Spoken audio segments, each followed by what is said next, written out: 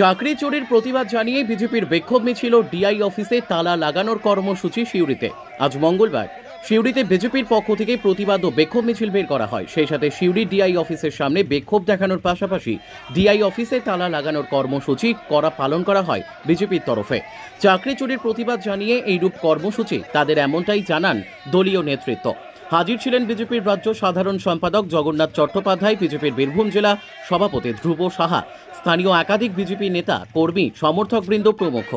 মুখ্যমন্ত্রীর পদত্যাগের দাবি সহ একাধিক দাবিকে সামনে রেখে এদিন বিজেপি নেতৃত্বকে সোচ্চার হতে দেখা যায়।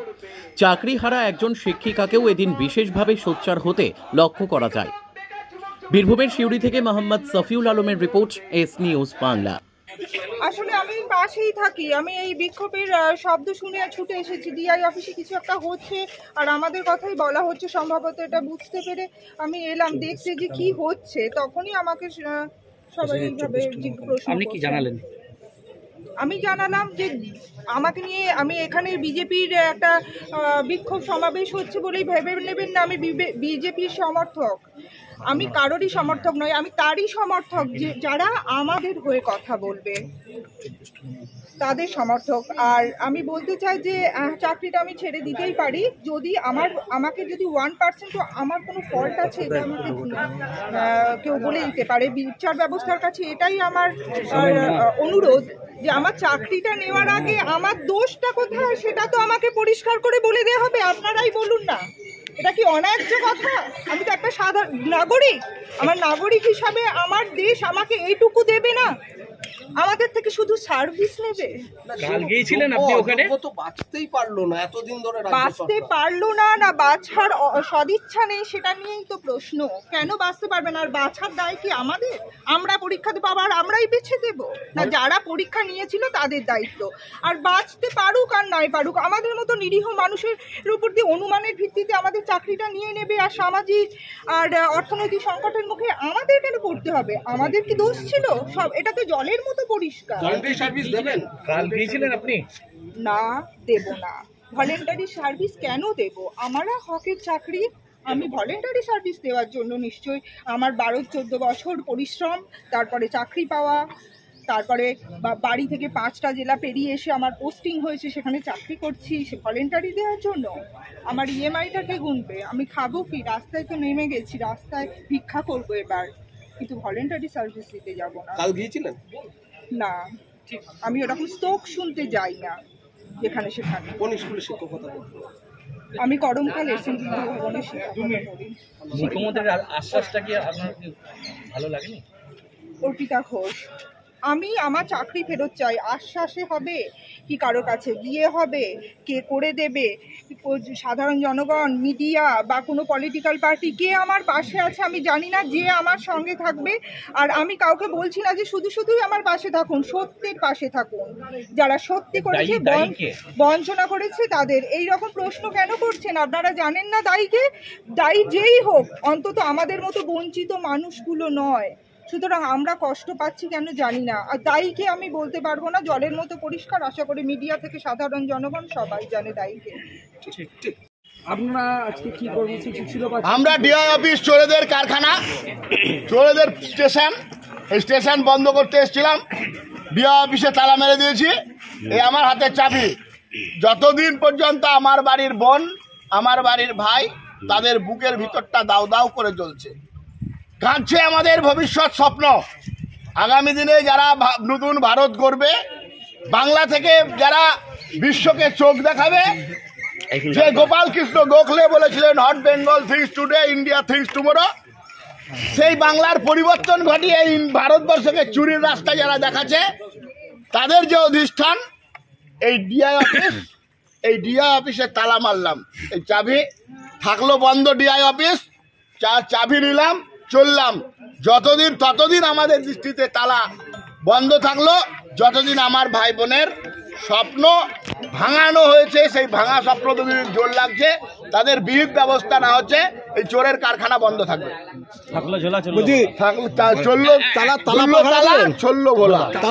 ডিআই মাধ্যমিকের মাধ্যমে যে চাকরিগুলি বিক্রি হতো বা যার আদান প্রদান হতো, নিয়োগগুলি হতো, শিক্ষকেরা স্কুলে নিয়োগ পেতেন, আমরা প্রতীকীভাবে যে ডিআই মাধ্যমিকের দপ্তরে তালা ঝুলিয়েছি, আমাদের হিসেবে আমরা চাকরির দোকানে তালা ঝুলিয়ে দিয়েছি। দেখুন, চাকরি বিক্রির এই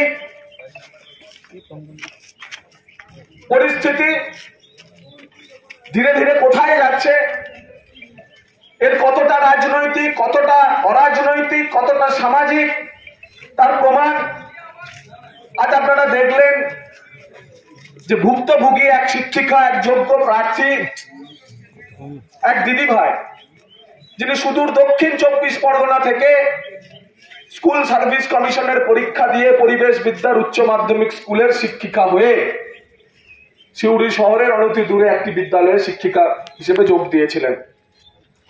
10 বছর চাকরি করার পর দিশেহারা, কুল কিনারাহীন হয়ে তার চাকরিটি গেছে। ভারতীয় জনতা পার্টির এই আন্দোলন এবং এই চাকরির দোকানে তালা লাগানোর যে কর্মসূচি, তার কথা শুনতে পেয়ে তিনি তার আর আবেগ ধরে রাখতে পারেননি, তিনি ছুটে এসেছেন।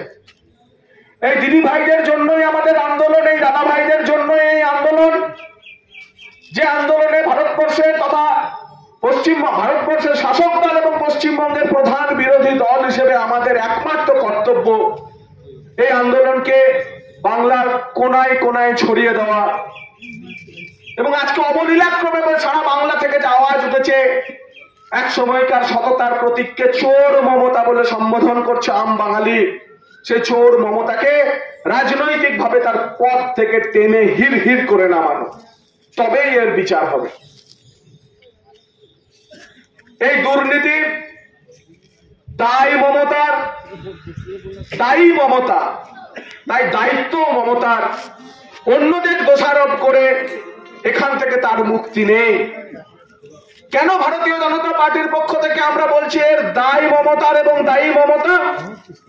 তার কারণ, প্রথম যখন এই যোগ্য এবং অযোগ্যদের তালিকা আসা, চাকরি দুর্নীতির বিষয় নিয়ে মামলাগুলি আদালতে করালো, বিচারপতি অভিজিৎ গাঙ্গুলি যখন বিচার করছেন, প্রথম থেকেই যখন স্কুল সার্ভিস কমিশন এবং শিক্ষা দপ্তর চুরির চাকরি এবং চোরদের বাঁচানোর চেষ্টা করছে, তখন স্কুল সার্ভিস কমিশনের এই নিয়োগে, প্রাথমিকের এই নিয়োগে সিবিআই এবং ইডি তদন্ত হলো। এবং সিবিআই এবং ইডি তদন্তের জন্য বিজেপি কিছু করেনি। রাজ্য সরকারের তৈরি করা বিচারপতি রঞ্জিত বাগ কমিশনের রিপোর্ট, সেই বিচারপতি রঞ্জিত বাগ কমিশনের রিপোর্ট হাইকোর্টে জমা পড়ার পর রাজ্য সরকারের নিয়োগ দেওয়া একজন বিচারপতি বাগ, তিনি যে রিপোর্ট দিলেন সেখানেই বললেন চুরি হয়ে গেছে শিক্ষকের চাকরি, শিক্ষিকার চাকরি। সেই বিচারপতি বাগ কমিশনের রিপোর্ট হাতে পেয়ে কলকাতা হাইকোর্ট সিবিআই এবং ইডি তদন্তের নির্দেশ দিল। ইডির তল্লাশিতে আমাদের ভারী মন্ত্রী সুইট পার্থ, দিদিমণি যাকে মোটা বলে ডাকতো, সেই মোটা মন্ত্রী এবং তার গার্লফ্রেন্ডের খাটের তলা থেকে কিভাবে 51 কোটি টাকা উদ্ধার হলো আপনারা দেখেছেন। আমি তো জীবনে একসাথে 51 কোটি টাকা রাশিকৃত করলে কি পরিমাণ হয় তা প্রথম দেখলাম। এর পরের ঘটনা জানা, জীবন কৃষ্ণ সাহা মোবাইল ফেলে দিচ্ছে পুকুরে, শান্তনু পালাচ্ছে, কাকুকে ইডি সিবিআই ডাকলেই কাকু অজ্ঞান হয়ে যাচ্ছে, কণ্ঠস্বরের নমুনা সংগ্রহ করতে হলেই কাকু কা কা করছে আর আওয়াজ বেরোচ্ছে না। এই এত শত পেরিয়ে বিচারপতি গাঙ্গুলি মোটামুটি সিবিআই এর তদন্তে সুপ্রিম কোর্টে, সর্বোচ্চ আদালতে আপিলে গিয়ে তাদের বক্তব্য ছিল যে হাইকোর্টের যে রায় তার উপর স্থগিতাদেশ দিন। বিচারপতি চন্দ্রচূড় বিচার শুরু করার আগে তৎকালীন প্রধান বিচারপতি আপাতত স্টে দিয়ে বললেন পুরো মামলা শুনতে হবে। আমরা জানি স্কুল সার্ভিস কমিশনের এই মামলাটি যখন বর্তমান বিচারপতি সঞ্জীব খান্না এবং তার সহ বিচারপতি পিভি সঞ্জয়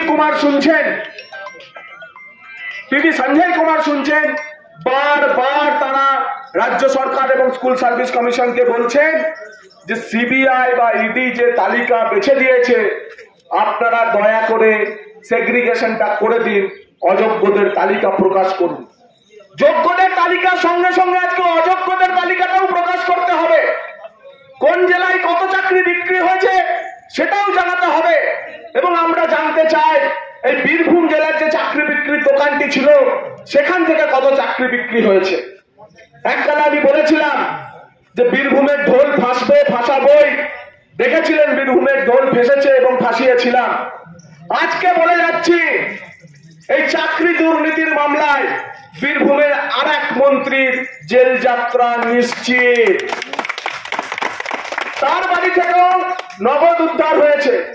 বিভিন্ন পরীক্ষার্থীরা সিবিআই এবং ইডির কাছে সেই মন্ত্রী এবং তার সাকরেদ, তার 4 জন এই জেলার এমএলএ, 8 জন 9 জন ব্লক সভাপতি এবং তাদের ছাড়া এজেন্টের মাধ্যমে কিভাবে চাকরি বিলি হয়েছিল, চাকরি বিক্রি হয়েছিল তার তালিকা সিবিআই এবং ইডি সংগ্রহ করেছে।